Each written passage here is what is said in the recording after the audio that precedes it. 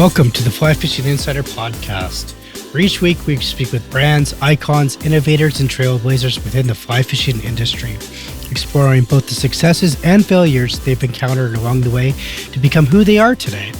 But first, if you have not yet subscribed to the podcast or joined our email list, please do so by going to the flyfisherinsiderpodcast.com, or you can also find us on Instagram at flyfisherinsiderpodcast. Now let's begin.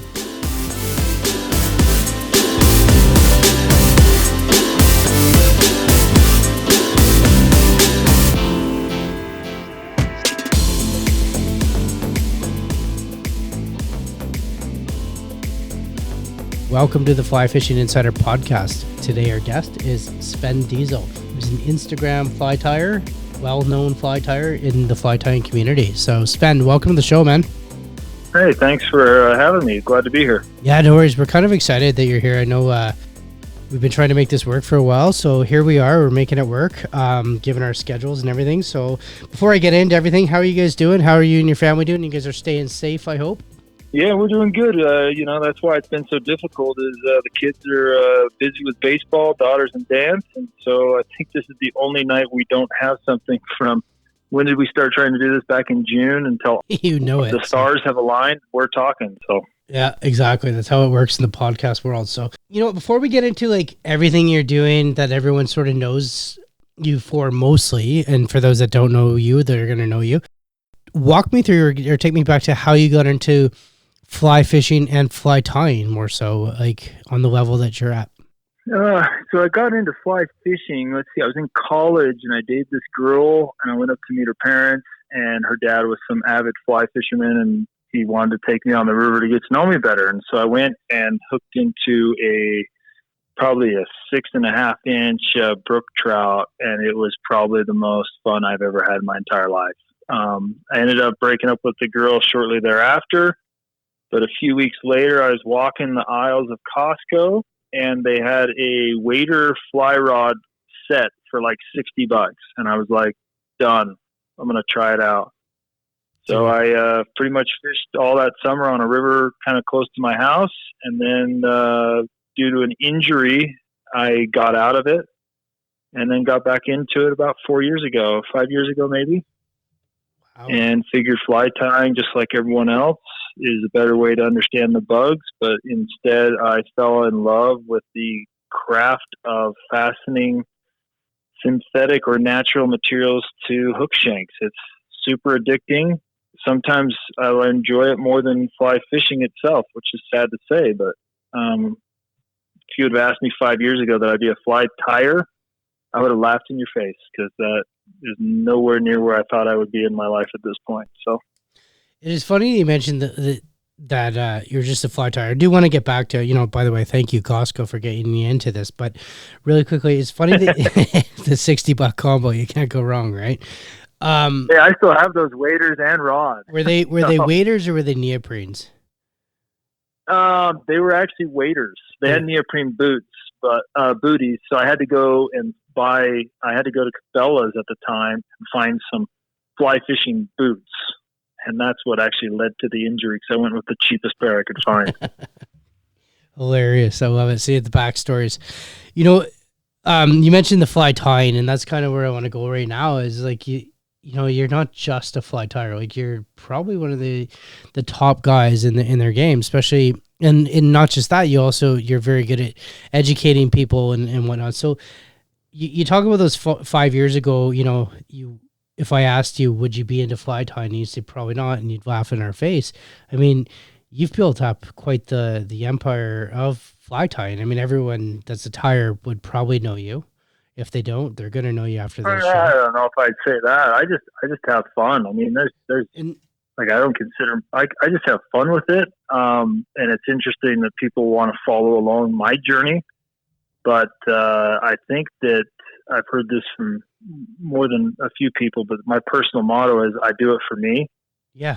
So any post I do, it's for nobody else other than to document my journey. So I like that. If I don't want to do something, I don't do it. And if I want to do something, I do it. So that's awesome. Words to live by, for sure. When we talk about your flies, but I mean, what's that? There's a lot more. I mean, I consider myself a small portion. I mean, I don't even think I laugh. I don't say I laugh at it, but I don't understand why people follow me. I mean, there's a lot of other tires out there, way better, way more educational. But I think I just do a little bit of fun on the side with it. So, You know what? And that's exactly it. If we're gonna call a spade, and we're sitting here talking, I mean, for sure, it's because you resonate with your audience. It's because you bring that fun element into it, and you're, on everyone's playing field. Everyone can kind of relate to and you. fly tying is fun. And that's Like, and that's it's just so it. fun. Yeah, and fly time. Fly fishing's fun. Yeah, it's a rush. Yeah, like we are a community, and that's what the community does is we build each other up and support each other, and that's why you've become, a big reason. Oh, I totally agree with you on that. For sure. And the more you contribute to the community, it's almost like the more you get out of it. You betcha, 100%. It's just like I feel so blessed for everything that I have, or have somebody's helped me along the way, that anybody that I could help by either one, showing them what not to do, which is usually the case, then they can learn from me and not make that same mistake. Yeah. But hopefully one day I'll, give somebody some good advice and help them along the way is the goal, I guess. Well, you do give advice out, don't you? And I've seen your videos and your 1 minute ties that you've done on YouTube and whatnot. I mean, they're a lot of fun. That's advice. It's just hopefully somebody out there sees something, learns a trick I've learned over the years from somebody else, and it helps them in their tying or whatever they're trying to accomplish. It's funny.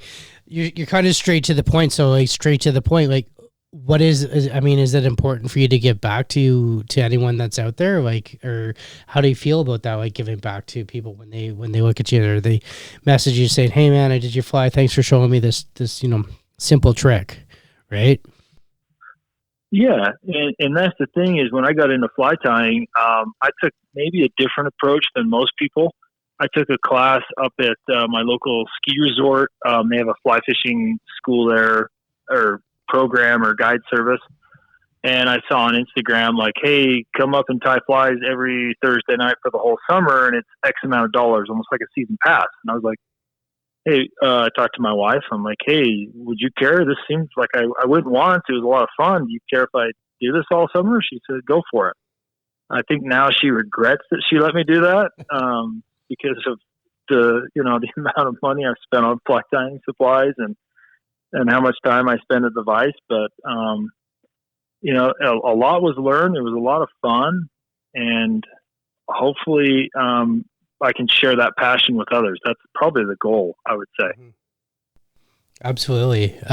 Bringing that around to full circle. I mean, I know you definitely inspired others. You've inspired myself as well. I mean, that's why we're having this conversation for sure. So, Sven, I did appreciate that. Yeah, of course. I wanted to ask you about the tying and whatnot. Like, you've kind of built, and I know you told me like organically it grew, and you have no interest in selling flies, and you just like walk us through this story. Like, you've built this mini empire on. I wouldn't call it a mini empire. It's no offense. Yeah. Go ahead. Yeah, no offense to anyone out there that follows me, but it's kind of a joke between me and my close friends that people want to follow me. I don't get it, and it kind of just kept growing and growing and growing, and it's a lot of fun. It's been a fun journey, and I don't know where it's going or the end goal, but it definitely has kind of been like, what's going on here? Why is somebody wanting to follow someone that ties flies or something like that? And so that's kind of been not so much a joke between us, me and my wife especially, but it just hasn't ever made sense. But I just kept going with it. I think what really changed my whole social media, whatever you want to call it, is for about 2 years, I did a goal of tying a different fly every day. And occasionally I did the same fly, 2 months later, 3 months later, but it was getting at the vise every day and tying one fly and posting it. And the posting it was kind of my, when you're trying to lose weight, you tell your friends so they, they're following up with you. Me posting was the, okay, I didn't post today. Crap. I failed on my goal. Yeah. But over time, man, I tried so many different flies and so many different patterns, and I think it really helped me get a little bit from beginner to average quicker in fly tying. Mm-hmm. And so whenever anybody asks, I always encourage them, just tie different patterns, watch different videos from different, industry professionals or educators. There's tons of YouTube videos out there, but don't watch just one person tie it. Watch 10 people tie it. And then you're going to pick up little tricks throughout every video that's embedded in the very, very middle. And you're going to be like, oh, I can use that on this pattern. And I think that's where you really start to get it. And so anybody listening, if they are listening, that's something I would encourage anyone to do, is just don't get stuck watching the same guy do the same things, but there's hundreds of people out there, and, watch them do it and pick up little tips and tricks. So who inspires you in your tying then to follow that up? Oh, shoot, man. There are tons of people out there. I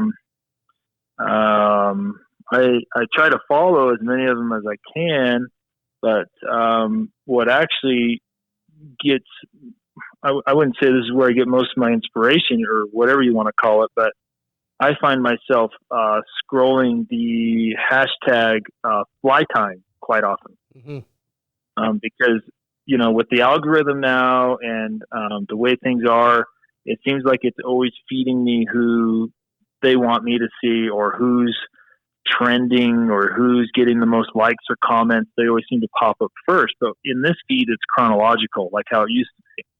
Mm-hmm. And so that's where I really, really enjoy seeing, somebody I've never seen tie before, seeing why they do it, because it's a global thing. And so you got tires from, to Scandinavia to South Africa to Canada, all on social media that you can learn from. And most guys, you message them, they're super nice. Oh, yeah. And they're willing to help. Yeah. Do you get messaged a lot regarding your flies, or like from guys like, hey man, can you help me out? Oh, no, I don't. My flies are all super glue and, epoxy. So no one really messages me. It's all just duct taped under the hook. But, no, I get a few messages every now and then. And I always, I'm probably known for being quick to respond. Yeah. Yeah. Well, I'll second that for sure. So. No, it's funny. But I basically live on my cell phone for work, so a notification on Instagram is the same as me getting a text or an email. I treat them all the same, mm-hmm. Because if I don't respond then, I'm not going to respond. I'll forget. Yeah, I'm the same. If I put things off, then for sure you never get around to doing it. So here's what I want to ask you then: when you're tying your flies, like what's your inspiration? Are you like, hey, today I'm going to do saltwater, I'm going to do still water, I noticed lately you've been doing a lot of like poppers. That's different. Lately I've been on a popper kick, of course, because I've been targeting bass. And so I've been following, chatting with a few different bass fishermen out there. A key thing is when I find somebody that seems to have a lot of knowledge, mm-hmm. I don't try to pick their brain. I ask, where did you learn from? What books did you read? Or what YouTube videos do you follow, or who do you follow? And then not that I don't want them as the source, but I like to know where they got their inspiration from. Yeah. And so I've got a collection of books on poppers, and it's amazing the knowledge you can find in them. It almost breaks it down. I can't remember what the one's called, but the Encyclopedia of Poppers or something. Designing Poppers, Sliders, and Divers by Stephen Switzer or something. And it just is like an encyclopedia for poppers. Like everything I tried to figure out was all in this book. And it took me, a year and a half to find it. That through asking different people. Yeah. But now you've narrowed it down, right? But as for some nights I sit down at the vise, I have no idea what I'm going to tie, but I also usually am tying for upcoming trips. Usually it's, I've been driving around. I do a lot of driving for work, and I'm constantly just thinking about flies and fly fishing because I pass all these rivers and lakes, and I get calls from a few friends that are fly tyers, and we talk about flies all day. And hey, I thought of this. What do you think? And so I'd say it just comes from a lot of just thinking about it. And some of my ideas pan out to be complete failures, and others seem to work out. Yeah. I look at it. It's like I've seen everything that I've sort of seen that you've tied is like I don't know. I'm inspired by it. I like it. One of the one of the ones that you've tied that you did for fun again, because for those that don't know who you are, I mean you're a pretty humorous guy, right? I've seen your videos. You have to, right? I try to have a little bit of fun. I think TikTok ruined me on social media. Made me so everyone knows I'm not serious now. But me and my kids had a ton of fun with TikTok videos. Do you? So some of those videos were my kids saying, "Hey, Dad, we should do this." But and I don't know if you remember, but I had I've got those mugs that Scally Designs painted, like a fish skin Yeti. Yes, yeah. Well, me and my one boy, we made the video. We're like, hey, what if we put a fish in it and put it in the fridge, and then we popped it out, and then it had the skin on it, and he thought it was the coolest thing ever. And so we made it happen.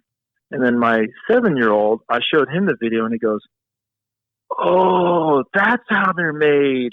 I'm like, no, that's not how they're made. It's painted. And he's like, "Oh, that makes sense now." He's like, "So we got to go catch a tiger trout to make a tiger trout mug." I'm like, no.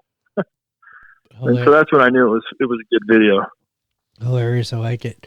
No, and the other video, have a little bit of fun with it. You got to. I remember the video where you cut your hair. I mean, that was shocking. Yeah, that was. So anyway, I had a rough day at work. I got my hair caught in a shelf on my truck, and then I zipped my beard into my vest. And I came home, and I was just so sick of it, and I was gonna cut it, and then I thought, wait a second. And then I just did some takes before I cut it, and then went in, shaved my head, and came out and did the other cuts, and I thought it was hilarious. It was. And I think a lot of other people too. So it definitely was. The reaction was kind of shocking. It was kind of funny. So absolutely. And then another video or another post I remember that you did went pretty big was when you did that Lego fly. Do you remember the Lego fly? Oh yeah, I remember that. So what was that? Is that just screwing around, or tell us about that? No, so I actually just connected with the guy, and I totally forgot about it. But I had so a guy named Rich Strolis posted a photo of a Lego piece and a hook. And he said, "This is where fly tyings come. There's no skill. It's just putting Legos on hooks, basically gluing. I can't remember what he said exactly, but I had that forwarded to me by like 30 people, and they're like, "Dude, he's totally making fun of you." And I'm like, "No, he's not. Like, this isn't what I do." Mm-hmm. But then all of a sudden, I was talking with a friend, and he goes, "You know what? It'd be really cool if you did tie or make a fly out of Legos." And he goes, "If anyone could do it, you could do it." And I go, "Well, I love Legos and I love fly tying." And so we narrowed down about 5 patterns that were so traditional that we thought it would be, the ultimate, what do you call it? Not hypocrisy, but, the ultimate joke, because it's such a traditional fly. Yeah. And then my kids were all in bed early one night, and I can't remember what movie I put on, and all of a sudden I just got out their Lego bin and started finding pieces, trying to make one of these 5 flies, and the parachute Adams was what worked out. And I didn't want to glue any parts together, but in order to get the hackle to look like a Coachman Brown and a Grizzly, I had to, of course, glue those on. And so that was the only part I didn't like about that fly, but it was a ton. I had a blast trying to figure out how to make it. And luckily I had tight enough with the parachute Adams that I knew, what it needed to look like. Mm-hmm. And then, I played with Legos my whole life. And so we just kind of created it. And about, a month ago, Rich messaged me. He's like, "Oh yeah, I hope there's no beef between us." And I'm like, "What are you talking about?" He's like, "Well, the whole Lego fly thing." And I go, "Oh, dude, I didn't even think about that. Like, I just had fun with what somebody sent me, and then thought, hey, this is the challenge. Let's see if we can do it." Oh, And then you nailed it, man. we've had we've had some good chats, and that's actually I didn't realize I didn't follow him, and now I follow him. He's a great tire and ties some killer streamer patterns, and he posts daily. And I think he's a commercial tire, and so he's always yeah. I mean, that's a prime example of how social media connected me with somebody that's Yeah. way more skilled than me. But I took an idea that somebody else was kind of, I guess he would maybe could be complaining about in the industry, Mm-hmm. but it inspired something I had a lot of fun with. Yeah, it's funny how it turns around like that. But in the end, all I know is it was a good post. It was a good fly, Lego fly. Yeah. Well, if I ever get some time, there's going to be a generation 2. I have a killer idea. But. Just was going to ask you, is like, we're going into 2020 here. We're in COVID. You got a lot of time on your hands. Do we have a new one coming out? I was just going to ask you that. That's the thing. I wish. So I actually have stopped at 4 Lego stores throughout the last year, trying to find the parts for it, because I don't want to spend, $50 ordering them through the Lego store. And so far I've come up short every time.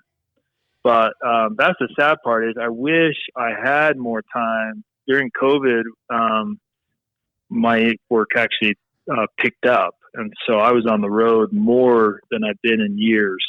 Mm-hmm. So I was hoping to, make more YouTube videos, but I've been going nonstop for about 4 months, which is, I consider myself extremely lucky for that. But I definitely miss the vice right now. Let me ask you this: like, how do you cope with everything you got going on? You're a family guy. You're heavily involved with baseball. You got your job, yet you're still always producing, flies consistently. You run an online business and you're creating YouTube content. Like, what's your secrets? Lack of sleep. Good answer. So I usually am up till 2 or 3 in the morning and get up at 6 and go to work. Mm-hmm. That's why most guys, when they always talk about, hey, when can you need to go live? And I'm like, dude, I can only go live when my kids are in bed, and that's usually midnight, 1 o'clock, because that's about when I finish paperwork. So yeah. And what would the benefit be? Yeah, what would the benefit be to you, like, going live? I mean, really, like. No, it's just, I don't know. That seems to be the thing, especially during COVID. Everybody was going live. It was almost like you couldn't even keep track of it all. And, but it's just about having fun. It's a way. So going live for me is a way that I can interact with a few buddies on social media, almost like we're tying together. Mm-hmm. And there's actually been a couple talks of like doing like Zoom meetings where we're just tying and hanging out. And the advantage to that is we can be all over the country. And that's kind of fun, just sitting tying, because it's not very often I can, go to a fly shop on a Wednesday night and tie flies for 3 hours with all those guys that have all the time in the world, because I don't. Yeah, exactly. Yeah. And so social media allows me to be more flexible on doing stuff like that, which I really like. But the more you tie flies, the less you fish. So if you're already strapped for time, you still got to get out and hit the water. It works that way with podcasting too. The more you podcast, the less you fish. Trust me. Oh yeah, you're in the same boat. So you're sacrificing fishing and family time right now. I am. I definitely am. And I mean, that's just how it goes, right? I mean, we're both sitting here talking right now. And the family. So it's good to get to know you. I've never really talked with you, and this is what it's all about, Well, and the more people, it's the family. You know what I mean? We're just extending our family. So that's kind of that's what's cool about it, right? So, when we. Oh yeah, for sure. I totally agree. When I ask you like about what's next for you, and I know you kind of have some funny stories which I want to get into later about your store and your shop and starting your shirts, and you did a puzzle again and all that sort of stuff. But puzzle? That was a nightmare. Tell me about. Well, I actually heard secondhand through Ryan Taylor. I did an interview with him when we were talking, and your name came up, and he's a stud. He's like, oh, I just phoned that guy, And this is a little backstory for the audience here, but he goes, "Man, I just got off the phone with that guy, but he's really stressed out." I'm like, "Why was he stressed out?" He's like, "Because he bought this like 5,000 piece puzzle, and they're tiny pieces, and it's fucking just like going on about it." And I'm howling the way he's telling the story. Like I'm like howling. He's like, "Yeah." I'm like, "That is kind of crazy." So you know what? Tell us the real story. What's going on? What happened with the puzzle? So I just, I don't know, somebody, like I said, always inspired by somebody else. Somebody did a portrait of their family and like submitted it and got a puzzle, and they did it during COVID. And so I was like, hey, this would be a great family, activity, keep my kids entertained and, be something fun that I would enjoy. And so I ordered it, and I found a website where they said they'd have it to me in 5 days. I said, sweet, let's do it. So next thing I know, I just upload the image and the puzzle shows up, and I realized there's a lot of white pieces, and there's no shades of white. It's just all white. and so I sorted them out, and my kids started helping me, but then they realized how many white pieces there were. So next thing I knew, I was just doing it by myself. And the kids were watching movies, and I was just working on the puzzle, and I almost had to force myself to do it. And respect to the artist who did my image, Ryan Keene, he put so much detail that I didn't notice until it was blown up into that puzzle. And it was really fun. My kids helped me put together the colored parts, but then as soon as we got to the white parts, it just became a nightmare. I think I spent 5 hours on it one night and got 4 pieces. But then as I progressed and got more and more pieces, the time sped up. And so when I had the last, 150 for the top part, I think I did that in an hour. So it definitely progressed, but oh my gosh, those first 4 pieces. My wife could tell you stories because it was like the middle of the night, kids are asleep, and all of a sudden I would get a piece after trying for like an hour of just putting a piece in every slot, and I would just scream, yes! And it would, scare the crap out of her. But I mean, I've never been so excited to get one piece. And I actually bought the puzzle from my mother-in-law too, because she loves puzzles, and she said it was the hardest one she's ever done. Oh, I think you're on to something there. She finished before me. Yeah, she finished before me. She did it in about 4 days or 5 days, but I think she worked on it a lot. But me, on the other hand, I got busy during COVID and was working more, and I didn't have time for it. But it's finished now. I epoxied it basically 4 or 5 times, so it's not coming apart again. My wife said, "Do you want to take it apart and redo it?" And I said, "Never in my life. I'll burn it before I do that." That's hilarious. Oh, that's funny. But I'm going to frame it eventually. It's just sitting here in my office, and I think it'll be kind of a cool memory of 2020 COVID, quarantine. 2020 COVID and a hell of a lot of hours. I like it. So. Oh yeah, that thing was miserable. Yeah, so that's Ryan. When he told me that, I'm still laughing. But now to hear it from you is even funnier. So hilarious. Yeah, he's an awesome guy. We were talking a little bit about, he's helping me out with some more classic patterns, and that's what it's about. He's like, dude, can I call you right now and walk you through it? Like, I'll get out and tie with you. I'm like, well, dude, let's do it. And all of a sudden, I've got an expert, that's willing to help me learn something that I can't even, it's hard to read about and figure out. Yeah, that's what we talked about, was his classic patterns, plus the fact that he ties these classic patterns in his hand. I mean, that's like if vice wasn't hard enough, it's like, no, I'll just tie it in my hand. So it's just crazy. Yeah, he's definitely got some skill. Yeah, you bet he does. So, speaking of skill, where are you going next with everything? Like, where do you? I know at the beginning you said you don't really have a plan and all that sort of stuff, and you're doing this for fun. But I mean, do you kind of see a direction that you want to take things? Fishing and tying flies. That's the direction we go. I don't know where else to go.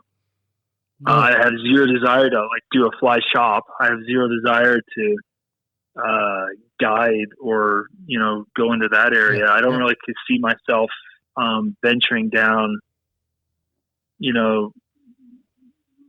my personal business is far more. I'd rather focus far more on that than trying to expand another business. Mm-hmm.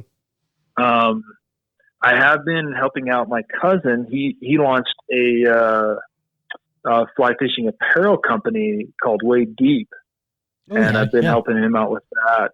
And that's been kind of a fun venture to see an image go from, paper to model to product back from the factories to finished product. And then, of course, he got a patent on it, and that's been really cool to see that process.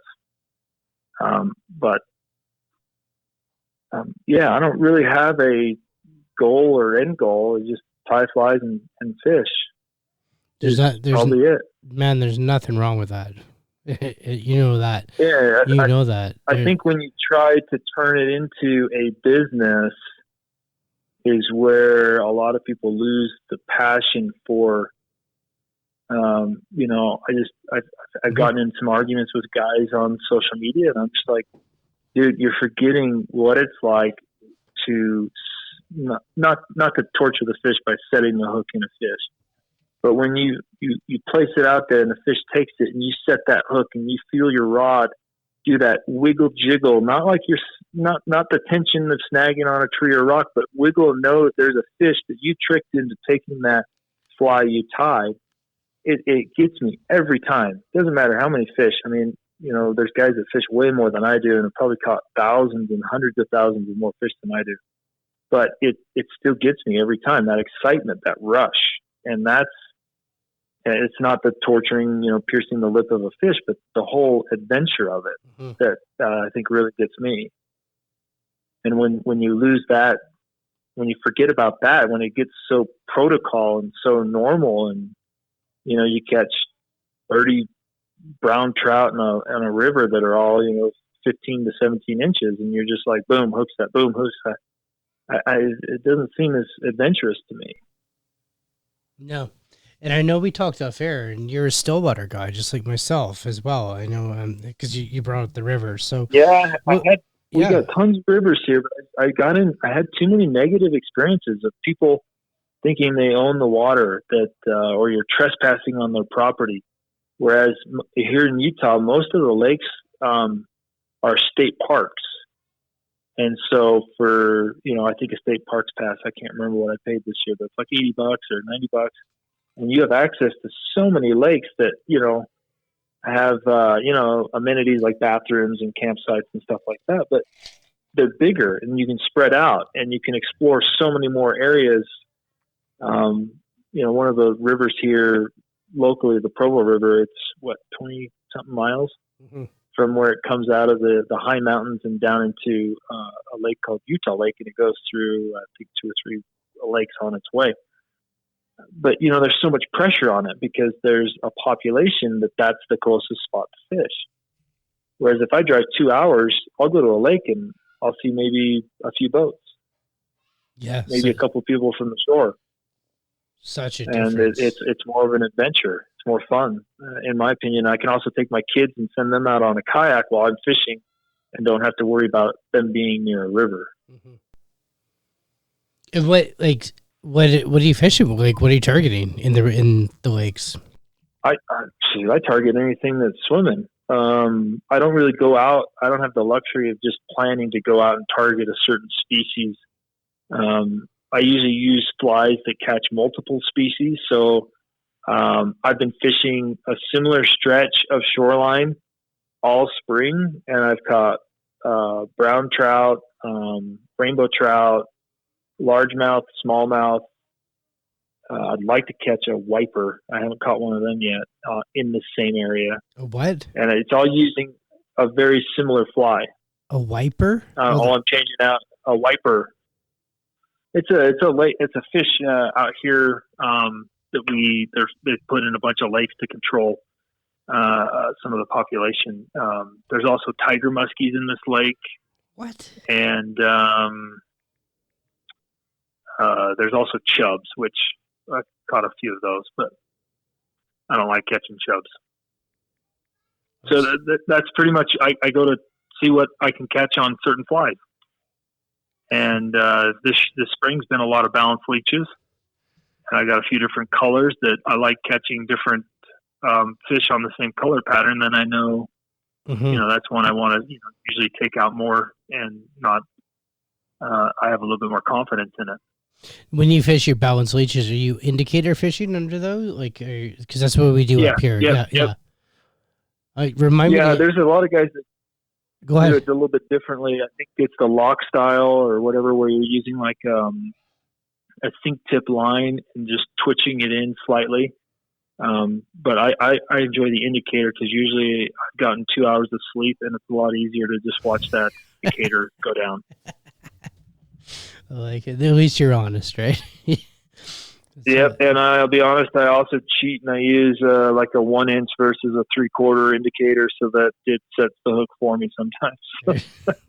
There you are. I like it. So that's not always the case, but it's happened a couple times where the hook got set just from the indicator, and I was like, "Oh, okay, I'm awake." That's funny. So as we were talking here, I had to pull it up. This like wiper fish, man. Like it kind of looks like a bass. Yeah, so it's white. A cross between a white bass and you're putting me on the spot here.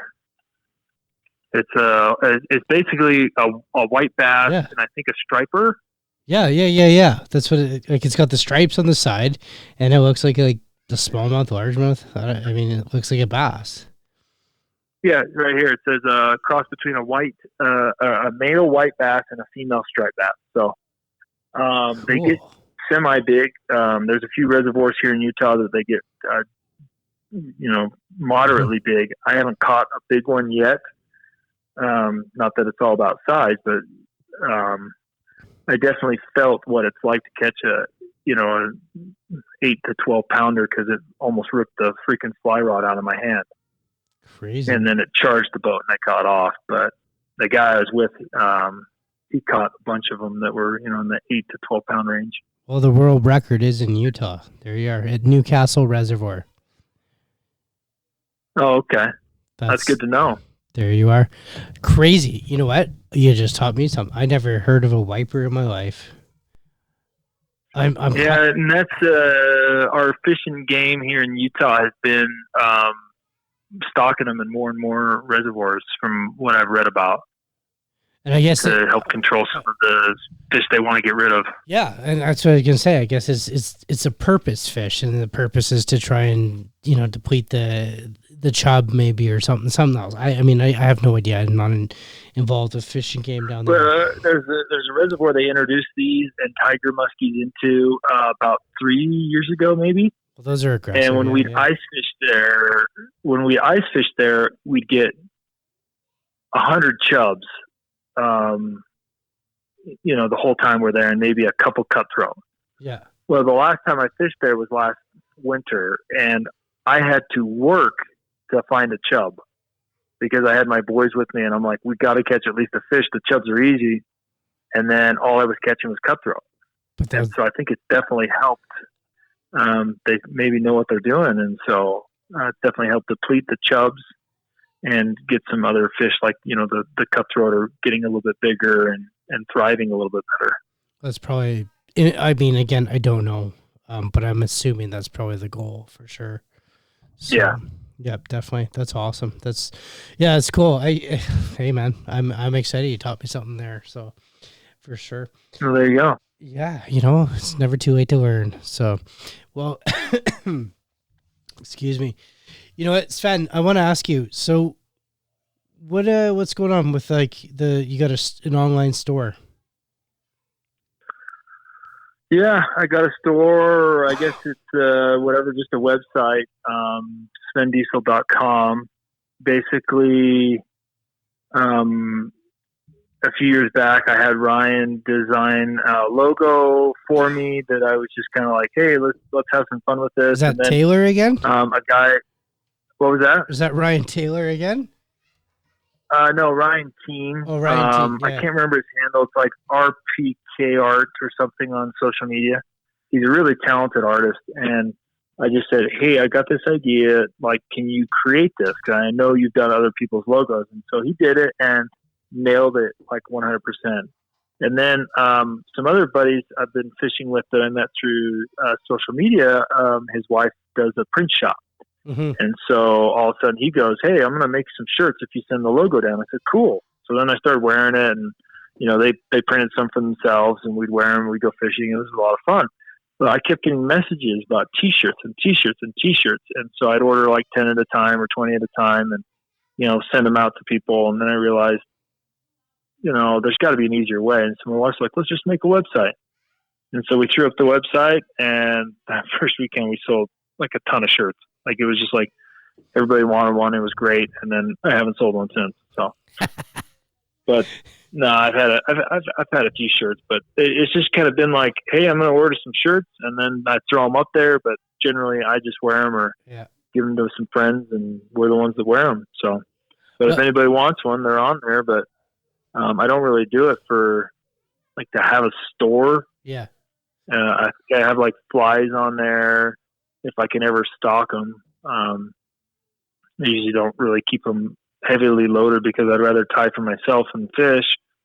But, Firehole Outdoors reached out to me, and he's like, hey, would you want to do some custom logo magnetic boards? I said, well, sure, let's do 5. And he said, cool. And then the next thing I know, I don't remember how many we printed and sold, but I think it's like 40 or 50 of them. So it's weird that people want it, but it's definitely cool, in my opinion, and that's why I had them made. And then John with Scally Designs is like, hey, let's do some mugs. I said, cool, let's do it. So I'm just, it's kind of a win-win for us. I try to promote his art, try to promote Firehole Outdoors. So, it works out both ways. So. No, I hear you, man. It's, rolling with the punches, right? Making it happen. happen. But I mean, guys all the time are messaging me, hey, how much for a popper? Like, hey, can you do 10 dozen of them? And I'm like, no. Well, you know what? I don't. Let's, since we're talking about that right now, let's explain to me why you can't do it. Just to set so that, you know what I mean? We're clarifying. Well, for me, if I'm going to tie a fly for somebody else, like say you want balance leeches, a dozen poppers or a dozen balance leeches, or whatever. I know how much time that's going to take me. A dozen balance leeches, if I tie for myself, would take me hour and a half, maybe. For you, I'd probably spend 2 hours because it's for somebody else. So I want to make sure they're perfect. That's 2 hours away from my family. That's time that, I work 60 hours a week. And so I'm on the road a lot. And so when I'm home, if I'm going to be tying flies for somebody else, I've got to be making as much money as I would if I was out on the road working to justify, not being in with my kids, hanging out, playing board games or jumping on their, Nintendo and playing with them or, some stuff like that. Yeah. And so a lot of guys kind of are blatantly rude back when they go, like someone just today, how much for one of your poppers? I said, well, I started them at $35. And he's like, what? And I go, well, yeah, just the order of the materials is, $5 or so, maybe 10. I don't know. I never actually priced it out. And then it takes me, I do 3 coats of resin and that cures overnight. I take them out in the sun. I make sure it's a really good, solid, no tack. And then I tie the fly to it with different super glues and resins. And then I do another cure on it. And so I said, it's not a 5-minute deal. And they don't get that. And I said, well, that's fine. Why are you asking me then? Well, I'm glad we clarified that because, at the end of the day, like when you came on to this podcast, you said the first thing you said was, I tie for myself and that's what you enjoy is to tie in for yourself. Yeah. And for those, and you said, I don't know why people follow me.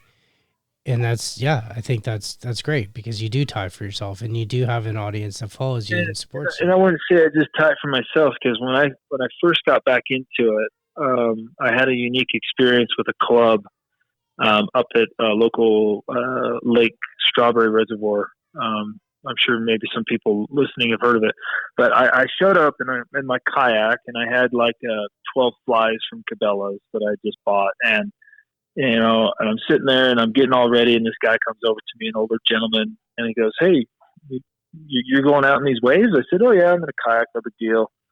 And he's like, "You don't have a trolling motor?" I said, "No." And he's like, "What are you going to do?" I said, "Oh, I'm going to fly fish." He's like, "Oh, what are you going to use?" And I showed him my box, and he goes, "Hold up." And he walks over to his, he had a big pontoon type rig, pulls out like 3 boxes and comes over and he goes, "Let me see your box." And he took out, I swear, like 3 dozen of his flies and put them in my box. And he said, "These are what you need for here." And I was just blown away by his generosity. So ever since then, I've always tried to, when I, stop and talk to people on the water, I'm like, "Hey, here's what's working." And I always try to have extra flies just in case they don't have them. And I can, of course, give them to them. And maybe that's why I need to charge a premium price, because I give away too many flies. And so I need to somehow recoup all my expenses on the materials. But it's all about just giving back to that, the sport that does so much for so many different people's in their life. I mean, it's a huge de-stressor for me. I mean, that's pretty much why I think I fly tie.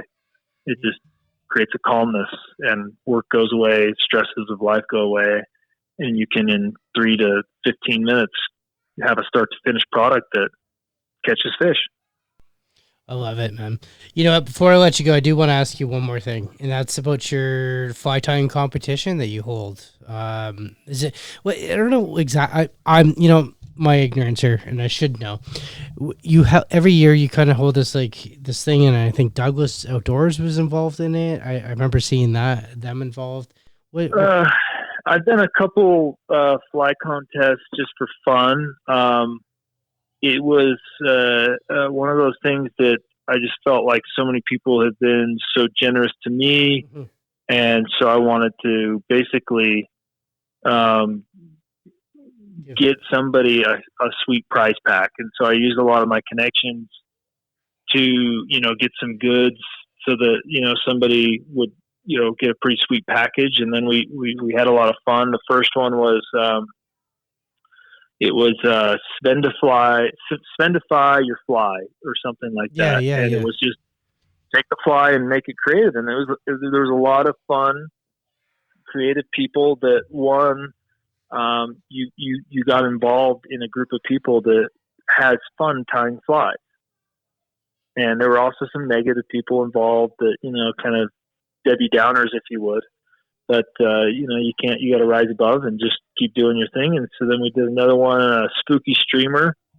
And that's the one Douglas Outdoors donated a rod to. And it was a blast. But there was a lot of negativity and people attacking people. And I'm just like, dude, it's all about fun. Like, just stick to your French, your Frenchies and nymph your life away. Just be miserable.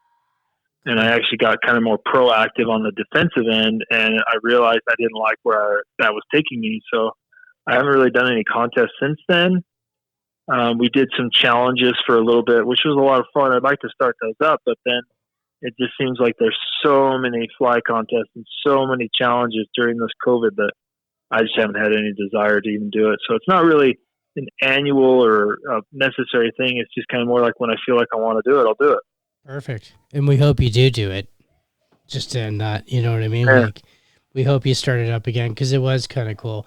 And there's always going to be that negative voice from somewhere, right? No matter what. It was amazing. It was just amazing to me to watch some dude or dudette or girl or man or woman or kid that sits there, and you watch their feet and they tie.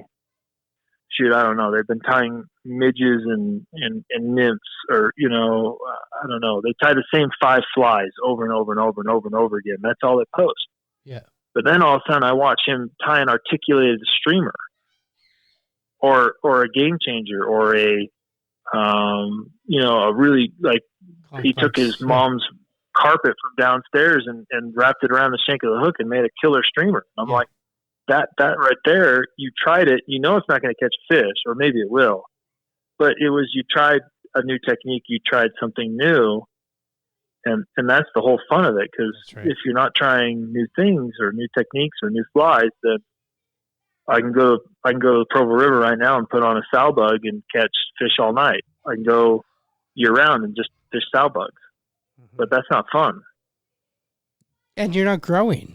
You're not growing as a tire. You're not, you know what I mean? Yeah, it's like, hey, I figured out how to catch a fish. I'm just going to keep doing the same thing for the next 35 years. Yeah. Yeah. I'd save a ton of money, though, because I'd only need to buy nymph hooks and sow dub and some red thread and orange thread, and then I'd be done. I would never have to invest in anything else. Maybe Costco will have it. I think I'd be bored to death. I'm sure you would. And that's my personality. I don't push that on anyone else. You don't have to do what I do. I totally respect guys that do that. But to me, that just seems like just not progressing, staying the same. Mm-hmm. I hear you. The sport that we're in, it's all about progressing, going from freshwater, saltwater, learning new casts, all this sort of stuff. So yeah, that's something. So that's on if you want to know where I want to go, I want to go more salt fishing. I've only been once and it was a riot. I didn't catch hardly. I caught one fish. I didn't even get it to shore because a wave knocked me down, but it was so much fun being out in the waves. And then I want to learn how to spay cast. Oh, that we don't have a use for it here because my river. I've been talking about spay casting on the still water though. Oh yeah, and I can't justify the investment right now because I need a different rod, different line. Yeah. But it's definitely something that is on my horizon to learn because we always got to be learning. Man, if they open those borders, I'll get you up here. We can spay cast some rivers, that's for sure. So it's a blast. Yeah, I mean, it's one of those things. I just got to find somebody to bribe them with some smoked, pulled pork in exchange for paying for a guide that knows how to do it, or paying for the instruction. We'll just get you.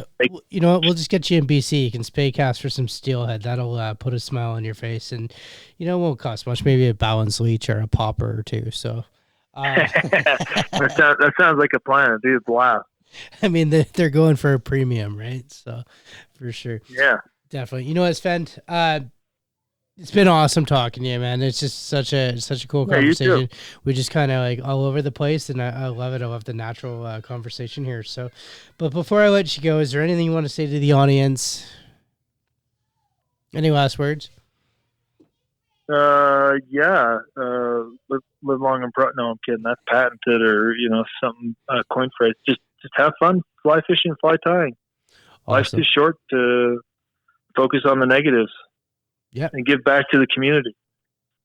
Couldn't agree more with that, man. So, and pick up some trash next time you're out on the water. That's a good one. Pick up some trash and put it in your net and throw it in the dumpster. Everyone else isn't doing that part. You know what's funny is everyone knows I do the other show, my show Guided, sponsored by Scientific Anglers, and when I ask the guides at the end of it, that's the number one thing they all say when I'm like, any last words? They're all like, take one piece out, or don't pack it in, pack it out.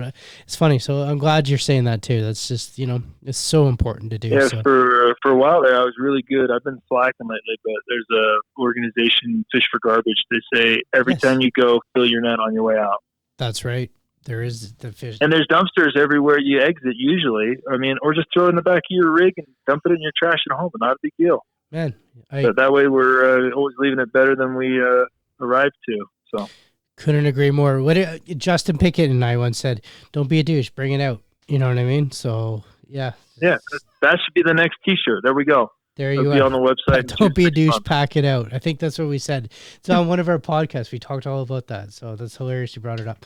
Your next T-shirt with your logo. I love it. Yeah, there we go. If someone wanted to buy a T-shirt, reach out to you, ask you silly questions, or pay premiums for poppers, where could they do that? If you want a T-shirt or flies, SvendDiesel.com. If you want to be bored and watch YouTube, it's Svend Diesel on YouTube, on Instagram, TikTok, and Facebook. I think it's Svend Diesel. And all those places have links to my email, or just direct message me. That seems to be the quickest way usually. Awesome. I'm going to make sure I put all those details within our show notes for the show. So, and I definitely want to thank you, Svend, for being a guest on the show. And yeah, thanks for having me. Yeah. It's been awesome, man. No, for sure. And audience, I want to thank you guys as well. So thank you. You've been listening to the Fly Fishing Insider podcast. If you like this podcast episode, please let us know. Leave a review and subscribe to the show on your favorite podcast listening platform.